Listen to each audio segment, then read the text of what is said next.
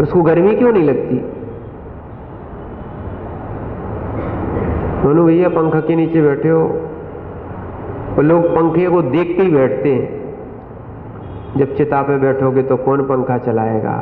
बहुत शरीर को गर्मी लगती है। लोगों ने भी छल कर लिया है। क्या है? एकांत है ना, विपरीत बोलते हैं। क्या बोल देते हैं? शरीर का सहारा लेते। महाराज क्या है? आत्मा को पंखा नहीं, शरीर को पंखा। तो शरीर को पंखा वहां भी लगाना। कहां पे? कहां पे? मोक्ष धाम नहीं, सीधा बोलो ना, मरघट पे। मामा तो वहां भी चाय लेके जाएगा। क्या? उसको शांति नहीं मिलती है।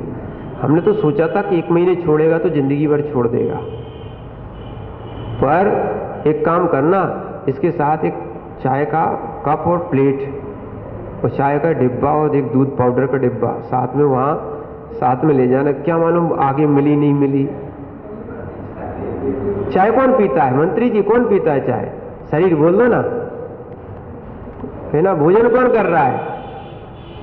बोलो ना, शरीर बोलो ना। हाँ देखो क्या से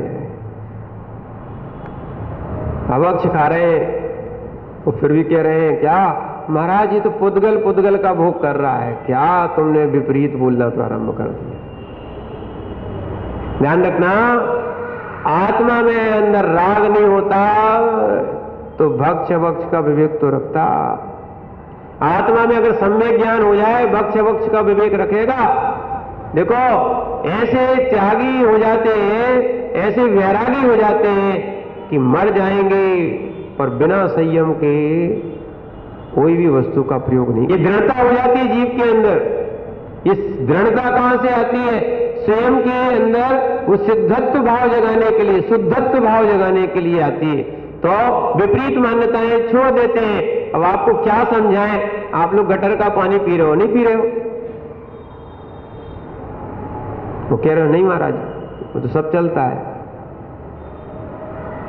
जैनों के कारणों पे लिखा है ना कि रात्रि भोजन भी नहीं, उनके की रात्रि की पहले पहले व्यवस्था हो जाना चाहिए थी। नहीं, आप तो रात में भी चला रहे हो, चाहे जैन भवन भी क्या ना हो। और तो क्या बताएं, ऐसे लालची हो गए कि इन जैन भवन में, जैन मंदिरों में आलू प्याज सब बन रहा है। यहां तक तो अब तो ये तो सामान्य बात हो गई, बियर तक पी लेते हैं लोग। क्या है? जबकि निर्देश भी है, नहीं होना पालन उसका। विचार करो ना, कैसी मान्यता खराब है लोगों की। और फिर कह देते थे तो पुद्गल का भोग चल रहा है। और क्या है? पुद्गल पी रहा, हम थोड़ी पी रहे हैं। ध्यान रखना, नशा, ध्यान रखना, नशा अगर शराब में होता तो बोतल को भी नाचना चाहिए। पुद्गल में तो रखी है, पर जैसे ही वो सेवन करता है वो नाचता है, बोतल थोड़ी नाचती। ठीक है ना? इसका अर्थ है, आप समझो कि ये राग बुद्धि से ग्रहण कर लेता है, मोहित हो जाता है। और एक बार ये भी कहा गया है, मोह महामद पियो अनादि, भूले आपको भरमत मादी। कैसा मिथ्यात्व है। अगर तुमने शराब का नशा किया हुआ है तो कितने दिन तक चलेगा? ज्यादा से ज्यादा 24 घंटे, 1 दिन, ज्यादा से ज्यादा। और कुछ चढ़ गए किसी को 1.5 दिन, 2 दिन, इससे ज्यादा नहीं चलेगा, अपने आप उतर जाएगा। ठीक है ना? पर मोह की मदिरा पीने से ये जीव कैसा हो गया मालूम है? अनादि काल से अपने स्वरूप को भूल गया है। ये मोह की मदिरा ऐसी पी ली है। अब आपको समझ में नहीं आ रही कि पी है कि नहीं। आप तो शराबी हो ही नहीं, मोही हो ही नहीं। आप मोही नहीं हो ना? बोलो ना, मैं नहीं, हम तो बिल्कुल मोही, बैरागी बैठे हैं। पर बैराग किससे आ रहा है? देव शास्त्र गुरु से। किससे आ रहा है? क्या सम्यक दृष्टि बने बैठे हैं कि महाराज हम तो सम्यक दृष्टि है, देव शास्त्र गुरु से वैराग हो रहा है। और जबकि संसार शरीर भोगों में आसक्ति है। और जबकि होना क्या चाहिए था? संसार शरीर भोगों से वैराग होना चाहिए था, है कि नहीं? और देव शास्त्र गुरु को दृढ़ता से स्वीकार करना चाहिए था, उनकी बात को दृढ़ता से स्वीकार करना चाहिए था। अहो भाग्य अपना जो अपन को जिनवाणी सुनने मिल रही है। और अगर उसके बाद भी तुम त्यागी नहीं बन रहे हो, रागी बने हो, तो इससे बड़ा दुर्भाग्य तुम्हारा हो नहीं सकता। पाप का आश्रय चल रहा है, पाप का निरंतर आश्रय चल रहा है। और ध्यान रखना, तुम किसी के साथ छल नहीं कर रहे हो, आश्रय तुम्हारा चल रहा है। अन्य कमरे के अंदर बैठ के भी, अंधेरे में भी पाप करोगे तो वहां भी तुम्हारा आश्रय होगा। तुम कहता है भगवान थोड़ी देख रहा है, सोच लेते हो कोई थोड़ी देख रहा है, पाप थोड़ी लगने वाला है, सब समझ में आएगा। क्योंकि कारवाण शरीर तुम्हारे साथ बैठा हुआ है, तुरंत बंध को प्राप्त हो जाता है। आश्रय होता है, ठीक है, आश्रय के बाद तुरंत वही बंद कराता है। इसीलिए यहां पर आचार्य महाराज ये बोल रहे थे, एक तो एकांत मिथ्यात हो गया, एकांत से ऐसी धारणाएं फैला लेते हैं, ये बिल्कुल गलत है। जब जीव में राग बुद्धि होती है तभी जीव विषयों का सेवन करता है। वैरागी को तो निमित्त मिलने पर भी दूर रहता है। माता पिता कितना रोकते हैं, संबंधी कितने रोकते हैं, तो वैरागी नहीं मानता है। क्या है, संबंध भी छोड़ देता है, धन भी छोड़ देता है, संयोग भी छोड़ देता है ना। लोग जानते हैं कि कोई कहता भी है, कई लोग तो राग में रुके हैं, अरे हमने अगर दीक्षा ले ली तो चौका कौन लगाएगा। क्यों पंकज जी, हाल है ना, मम्मी तो बैठी तुम्हारी। कई लोग क्या कहते हैं, महाराज अगर हम तो बैरागी बैठे, हम तो आज कहो तो आज दीक्षा ले लेंगे, पर चौका कौन लगाएगा। इनसे पूछ लो, ये दादाजी बैठे, क्या नाम इनका, महिपाल, ये आचार्य का बिहार है ना, हमें मिले थे, भिंड में आए थे, भिंड के पास, और इन्होंने इटावा से पूरा बिहार आचार्य का कहां तक करवाया, शिखर जी तक। अभी तक चौका चल रहा है, पर मामा सोच रहा है कि दीक्षा ले लेंगे तो ना तो चाय मिलेगी और ना चौका मिलेगा। चाय नहीं मिलेगी, तुम दूध पिला देना, तो दूध वाले बैठे। विचार करो, ये सारी चीजें स्वयं के अंदर दृढ़ता नहीं है। बैरागी होते ना तो किसी की चिंता नहीं करते आप। और आदिनाथ भगवान जिस समय दीक्षा लिए थे, उस समय कौन जानता था कि कैसा पड़गाया जाता, कैसा शुद्ध आहार बनाया जाता, कोई जानता था क्या। पर दीक्षा ली की नहीं, तो तुम्हारे लिए तो कम से कम आदिनाथ का काल नहीं है। महावीर भगवान ने दीक्षा ली थी, अकेले दीक्षा ली थी, उनके पास कोई साथ मुनि भी नहीं थे, है ना। उसके बाद भी लोग पत्थर भी मारते थे, वो सब साधनाएं आराम से करते रहे हो। विचार करो ना, अभी तो वो काल ही नहीं है। नगर नगर जगह जगह पे समाजें मिल रही हैं, और ऐसी जगह बिहार ही नहीं करो कि जहां तुम्हारे संयम का पालन ना हो।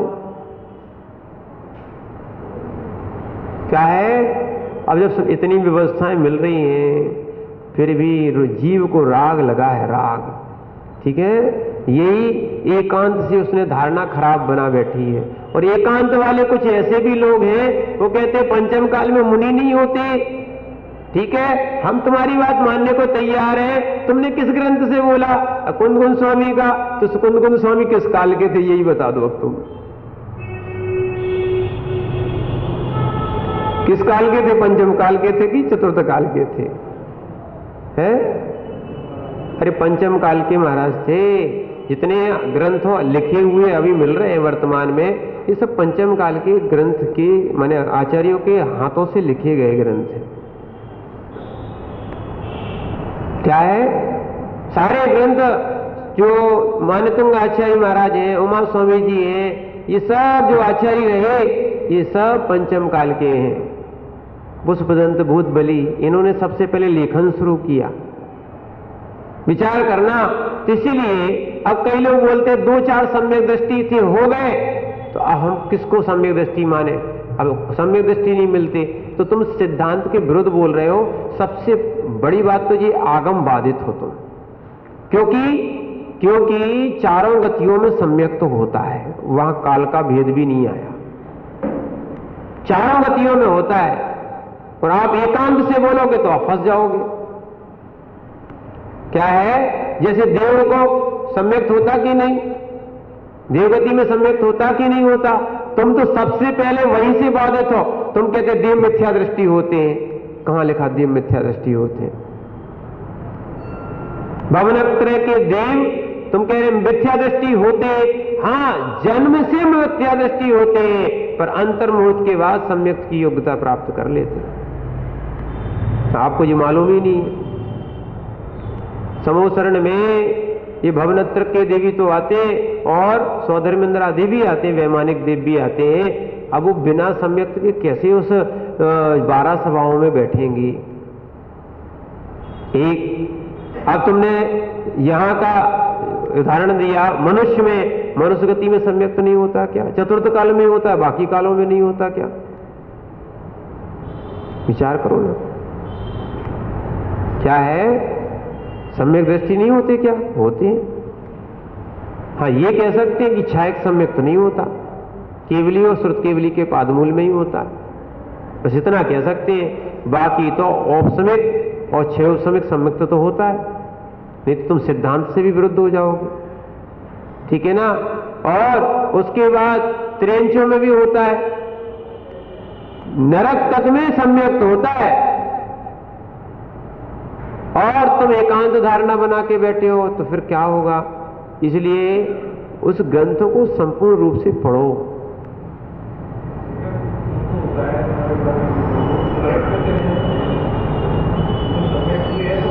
देखो आप शास्त्र का स्वाध्याय करो, जब स्वाध्याय करोगे तो ऐसे प्रश्न बंद हो जाएंगे। क्या नरकगामी जीव को सम्यक्त नहीं होता? सुन लो आप, क्या है? इसे जिसने सम्यक्त प्राप्त कर लिया है वो नरक नहीं जाता। सुनो, अगर आयु पहले बांध लिए तो जाना पड़ता है, और सम्यक्त की विशेषता बहुत है, आप उसको समझ नहीं रहे। अगर जीव को छायक सम्यक दर्शन हो गया और वो पहले नरक का आयु का बंद कर चुका था, जैसे श्रेणिक का जीव, तो पहले नरक से ज्यादा नहीं जा पाएगा। ये सम्यक्त ने कम कर दिया सब। क्या कर दिया है? और मिथ्यात्व तो नरक ले ही जाता है, और मिथ्यात्व की बलहारी है कि तुम्हारे पंच परावर्तन करा रहा है, संसार में घुमा रहा है। क्या है? और मिथ्यात्व के कारण ही तुम इंद्रियों के दास बने बैठे हो, पंखे में सुख मान रहे हो। आत्मा थोड़ी सुख होता है, पंखे में सुख होता है। ठंडों में बैठना पंखे के नीचे, फिर है ना, ठंडों में चलाना एसी, फिर समझ में आएगा।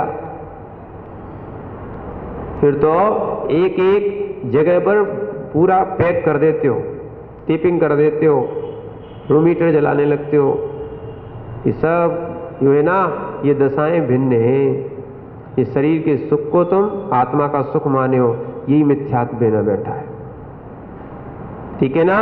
इसीलिए एक हो गया एकांत। ये बहुत सी धारणाओं के हम लेके बैठे हैं, है ना, शरीर को नित्य माने और आत्मा को अनित्य माने, ठीक है ना, जबकि विपरीत चल रहा है। आत्मा कभी नहीं मरती, इसलिए नित्य है, ठीक है ना। शरीर जो है कभी नित्य स्थिर नहीं रहता। देखो ना, बालक से जवान हो गए, जवान से बूढ़े होते जा रहे, उसमें परिवर्तन आ रहा है, और उसके बाद वो समाप्त हो जाएगा। शरीर तुम कितने दिन भी अच्छे से अगर बचाना चाहोगे तो नहीं रह सकता है। बड़े बड़े राजाओं के शरीर नहीं रख, अभी तक नहीं रख पाए, वो लोग सुरक्षित नहीं रख पाए। नित्य रखना चाहते थे, नहीं रख सकते। हम कहते बड़े बड़े महल नहीं बचे, और तो ठीक है, शरीर की बात करते हो। क्या है? ये भी इनमें परिणमन चलता ही रहता है, नित्य नहीं है। संसार में कोई वस्तु नित्य नहीं है। क्या है? आत्मा को छोड़ के, ठीक है ना। इसीलिए अभी आत्मा नित्य अनित्य, शरीर और आत्मा का संयोग होने के कारण, तो इसको अपन वैसा माने। फिर विनय मिथ्यात्व, ये सबसे बड़ा चल रहा है। क्या है? विनय मिथ्यात्व में सबका मालिक एक है, सब जगह नमस्कार चल रहा है, अरे वीतरागता जहां हो, निर्गंधता जहां हो और रत्नत्रय जहां हो, जो हित मित का ही उपदेश देते हैं वो ही भगवान है। फिर कहो बौद्ध वीर जिन हरे हरे ब्रह्मा, चाहे उसको स्वाधीन कहो। नाम कोई भी हो सकता है। राम मोक्ष गए भगवान बने, हम भी मानते, जैन दर्शन भी मानता, हनुमान को भी मानते कि वो मोक्ष गए। यहां तक कुंभकर्ण भी मोक्ष गए, सुग्रीव भी मोक्ष गए। क्या है, विचार करो ना। अभी ये विचार देना, भगवान महावीर स्वामी और 24 तीर्थंकर भी मोक्ष गए और भी बहुत सारे जीव मोक्ष गए। जो निर्गंध अवस्था को वास्तव में मानता है और विनय उनकी ही होती है, असैमी की वंदना नहीं होती है। ध्यान रखना, तुम्हारा तो व्यवहार वंदना चल रही है, व्यवहार में तुम्हारा कौन सा सही है मैं बताओ। कभी अष्टपहड़ पढ़ लेना, जो अष्टपहड़ की बात करते हो, अष्टपहड़ में लिखा जिनके पास सम्यक्त नहीं है वो वंदना के योग्य नहीं है। दूसरी तीसरी गाथा में लिखा है, दर्शन पावड़ में। और तुम एक दूसरे के, अब तुम पैर पड़ रहे हो।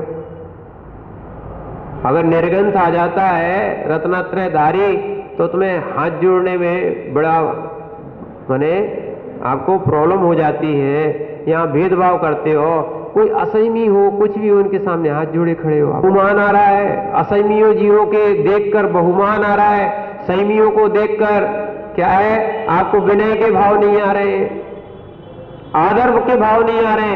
सीधी बात है, मिथ्यात्व का उदय चल रहा है, जो वंदना नहीं कर पा रहा है। अशुभ कर्म नहीं, मिथ्यात्व का उदय चल रहा है, मिथ्यात्व का उदय सीधा सीधा। जो संयमी की वंदना नहीं कर रहा है, असंयमी की वंदना कर रहा है। संयमी को और देखो, संयमी को भोजन कराने में बड़ा आनंद आता है, खूब दावत खूब पंगतें चल रही हैं, और असंयमी को खिलाने में बड़ा आनंद आ रहा है। यहां तक कि सुबह सुबह से निकल जाते हो, कहीं कुत्तों को बिस्कुट खिलाते हो, भेड़ खिलाते हो, गाय को तुम चारा खिलाते हो, देखो तो, पर तुम्हें संयमी को आहार देने में कोई इंटरेस्ट आनंद नहीं है। मिथ्यात्व का उदय चल रहा है।